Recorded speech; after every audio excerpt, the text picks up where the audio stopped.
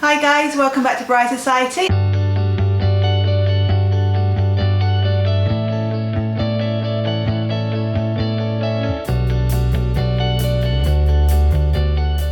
I'm Laura and this is Rebecca, and today we're talking about how to have a more sustainable, eco-friendly wedding. So just some simple ideas such as using pre-loved, reusable and recyclable things as part of your wedding, just to reduce the waste and make it more sustainable. So we've broken it down into a few different categories, so we're just going to talk through them now. Yeah, make David Attenborough proud. Yeah. So our first category we're thinking about is like outfits, so the wedding attire. So that can be things like having like pre-loved clothes. There are some like wedding dress like shops, boutiques that are purely stocked with pre-owned, pre-loved wedding dresses and bridesmaids dresses. So that's a great option. And obviously like a similar principle with charity shops as well. Like obviously I've seen even in my local Oxfam, I think it is, when I walk past, in the window there's a whole sort of bridal setup with like flower girl dresses and bridal dresses. And that's kind of doing good twice, because you're donating to charity and you're using a pre-loved dress. Story. Or suit, or kind of groom's outfit. Yeah, with a for both. Yes, definitely. And as well, like, or just even like renting as well. So I think in the UK it's fairly common to rent suits for weddings. Yeah. Or even just if like your bridesmaids who are coming, like have really nice dresses already that like they want to wear, that maybe they've worn a long time ago at another wedding where there's not a similar group of people coming, and you feel like you could kind of get away with that even. So, or ones that you buy and then they can wear again after the wedding as well. There's also things, there's a kind of a rise in ethical and sustainable designers, so designers that are using kind of ethical fabrics, sustainable fabrics, or have kind of zero waste pattern cutting, so just reducing their waste, or fair trade fabrics, so paying the workers who are making these outfits kind of a fair wage. All those kind of things help contribute as well. So next category is decor, and the things kind of you want to put to personalise your wedding and just kind of make it your own. And again, in the same vein as renting outfits, suits, dresses, whatever that might be, you might want to rent your items, so you haven't then got, if you buy all this decor, what do you do with it afterwards? You don't want that, you don't want to just throw it away, because well, it's a waste of money and also it's a waste. Actually, a friend of mine, whose wedding I went to, like she'd accumulated quite a lot of like vintage like teacups and saucers, and then after her wedding, like set it up so now people can like rent those off her for their weddings as well. Good idea. Make your money back as well. Recoup on the wedding. There's a lot of companies now that will hire out, and it's not just kind of really basic, I don't know, generic decor. You can have so many different themes and really interesting decorations. There's definitely going to be something that matches your theme that you want, and it means you don't have to buy 60 candlesticks or things like that.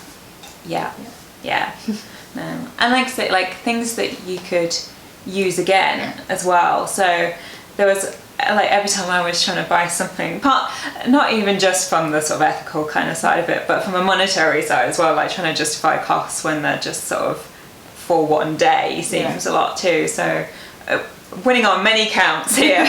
But it's like, can I use this item in some way again? Like whether it be maybe for your table numbers, maybe you're putting something inside a photo frame. Well, is that a photo frame that you can picture hanging on a wall in your house, kind of thing? Like other uses. So if you don't want to buy things such as like the photo frames new, you can also pick up those kind of things at like pre-loved wedding fairs. So wedding fairs specifically for people who maybe have already got married, or suppliers that are selling off old stock. So you can pick up things probably at a cheaper price, but also know that it's already been loved and had a home before, and you're just reusing it, making it your own. And then potentially, if you don't want to keep it afterwards, you can then do the same and pass it on to somebody else who is getting married. And I guess anything like if you're wanting to like make a lot of your decor, So maybe doing some of the other DIYs that we've featured on this channel.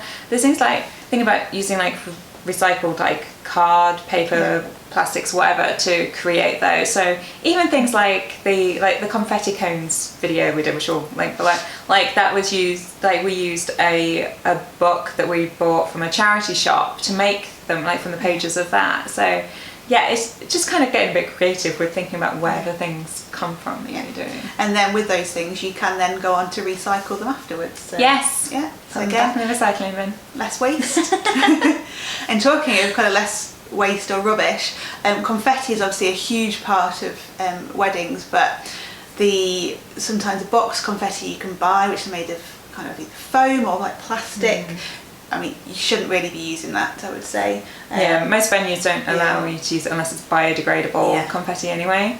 So bear that in mind. Yeah. So we say biodegradable confetti, definitely. Leaf confetti. So I think, have we made a video? We have made a video out of like fallen autumn leaves. So you can make your own out of just leaves that have fallen, or obviously there's floral confetti, and you did, what did you do? Yeah, so I had a 2-year engagement, so I had some warning about like the wedding, and it occurred to me that obviously like in that time I received like bunches of flowers either from my fiance at the time or what have you, and so what I did was, obviously as those aged, I dried the petals as they fell off and stored them up in just like a old cereal box and store them so they could be used as extra confetti or decoration on the day, which I thought was sort of an added romance factor as well as like it being something that had given me in the run up as well, but also to save costs and having to use more resources. So. And talking of flowers, next category is florals. So again, flowers are such a huge part of most weddings, but there are alternatives, because obviously just one day flowers get cut and then they die. It's not ideal. So you could use things like potted plants instead as your decoration, and then that could be taken home, planted, guests can have them planted in their gardens. Obviously it might look a bit odd if you're carrying a potted plant down the aisle, but you might want to give that a go. Like we've seen alternatives like obviously faux flowers, but I tend to think they're quite hard to make look good. Yeah, I think you have to spend a lot to get the more realistic looking. Or even I've also seen a sort of trend of ones where they're kind of jewelled, and there's like brooches and stuff that are in there if you want to sort of be much more alternative with it. That's an idea. But walk down there with a potted plant. I've got the visual now. But if you do want to stick with flowers, because they are beautiful, lots of people like flowers, including me and you, there are other ways to use them. So rather than just being appreciated for that one day, you might think about donating the flowers afterwards to maybe like a nursing home or a hospital if they allow fresh flowers. You need to check that. Just so they can be enjoyed. Just encouraging guests to take them home at the end of the night, so they're sort of continued, so you're not like on your honeymoon and they're just dying in the house. So they're enjoyed for as long as possible, basically. Slightly more wider reaching thing you can do is choosing the types of flowers that you choose. So rather than choosing things that are wildly out of season and have to be imported from abroad, you could choose like British grown flowers, seasonal flowers, and there are so many more British flower growers. This is obviously in the UK we're talking here, insert country as appropriate. So many British flower growers now that you can have a wide variety any time of year. You might just have to compromise slightly. You couldn't have peonies in December, for example.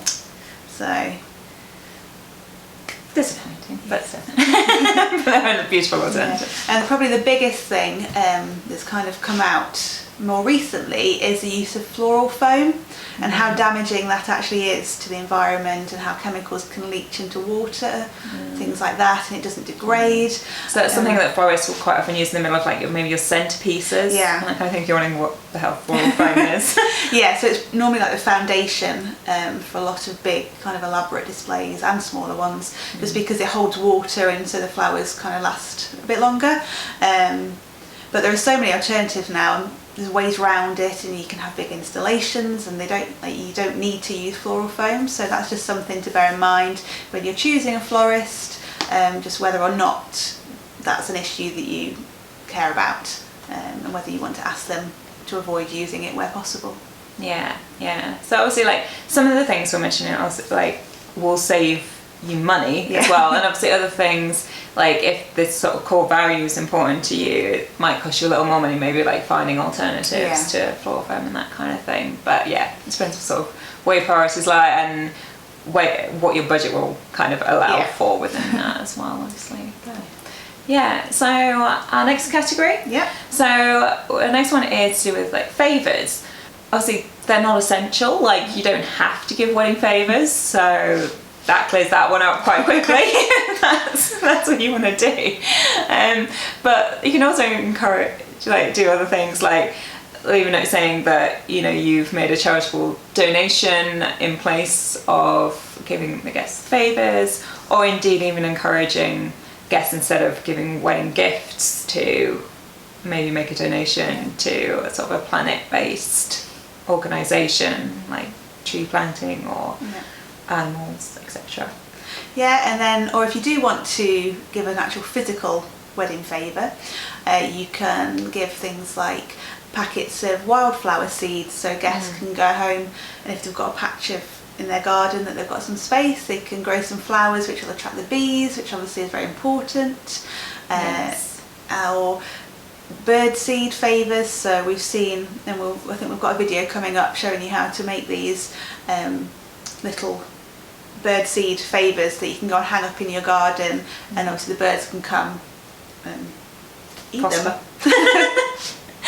And then something again that you've probably seen in quite a few of our videos if you're sort of an avid viewer, but if not, go take a look. But is that the idea of sort of doubling up? So if you're like a favour that may also be like the place setting, like the name card essentially for the seat. So whether it's that you've made a cookie as a favour, but the like iced on it is the person's name, so they know that's their seat and that kind of thing. So to kind of, again, it is cost effective from that point of view as well, but again, it's just using less resources because you're combining those two things, and then maybe not then using a piece of card that like tearing down a tree to like do that on top of maybe the other thing you're doing. So we've got lots of those ideas as well, so we'll again link some of those below for you to check out. But okay, so our next category we're calling travel.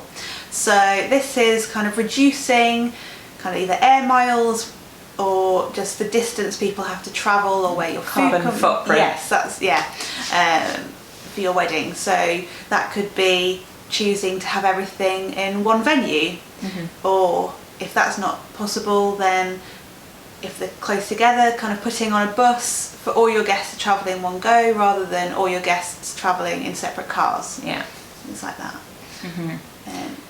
And like you said, so like local suppliers, so your suppliers aren't physically travelling a long way, but also so that, like we touched on with the flowers, they're not like coming from abroad perhaps and being shipped in. Or even if we just start thinking about food, like the distance between sort of field and plate kind of thing, like, you know, do you know where your food's actually coming from? And I appreciate there's also factors about like meat and therefore and all that kind of side of it as well. But yeah, just thinking sort of physical distance and the journey your food's been on. And with that in mind as well, kind of where you honeymoon.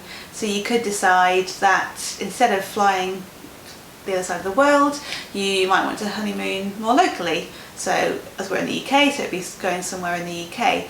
Or if you do want to travel a bit further afield, so you could change your method of transport. So rather than flying, you could take the train, things like that. Or there are ways to pay a little bit extra on kind of your airfare ticket to offset your carbon footprint. So at least you're doing that little bit just to maybe feel a little bit better about using aeroplanes. The world, getting back the planet.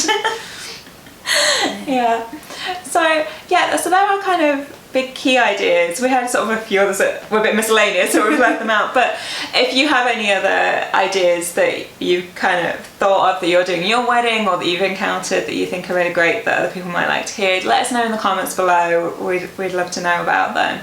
And if you plan to use any of these in your wedding, send us photos. We'd love to see.